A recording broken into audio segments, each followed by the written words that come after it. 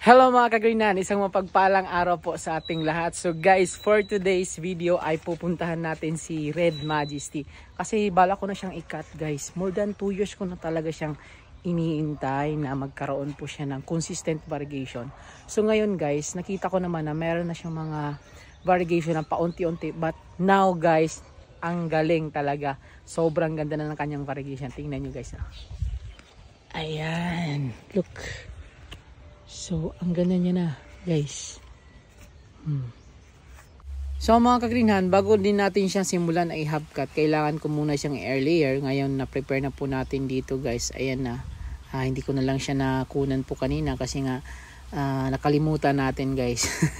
So, yan po. Na-prepare ko na po talaga siya na i-air layer muna natin bago tayo mag-half-cut para yung roots system niya, guys, magkaroon po ng mga panibagong aerial roots or active roots, guys, na pwede pong mag-connect na dito sa panibagong pot na ating ilalagay. So, yan po yung ginagawa natin ngayon mga ka-greenhan.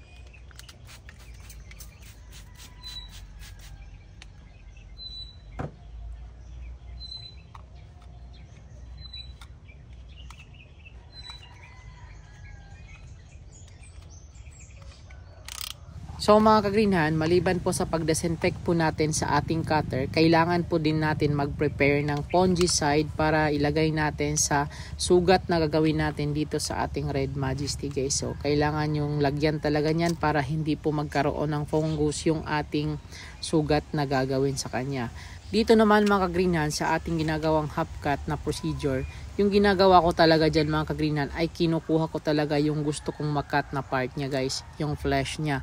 Yung iba din kasi na paraan ng pag-half-cut is sinusugatan lang talaga nila tapos nilalagyan lang nila ng any plastic, guys, ganun lang. Pero yung sa akin, guys, ay ganyan talaga yung procedure ko ngayon na bagong half-cut method ko, guys. So hindi ko na siya nilalagyan ng kung ano-ano pa na mga plastic or any. So tinatanggal ko na talaga yung flesh niya, guys, para malagyan ko na talaga siya ng buo ng fungicide na ginagamit natin. So yung nagtatanong kung ano po yung blue na nilalagay natin, Mancozeb fungicide po yan mga ka-greenhan.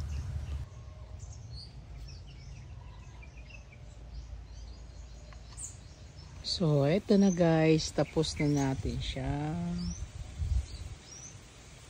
half-cut. Then tapos na natin siyang ma-air layer. Ayan. So ayan mga kagreenhan, tapos na po tayo. Hantay naman natin yung 15 days nito, guys, para mag-cut na naman tayo ulit para sa ating next half-cutting. So antay na natin yan mga kagreenhan. See you guys. Bye bye.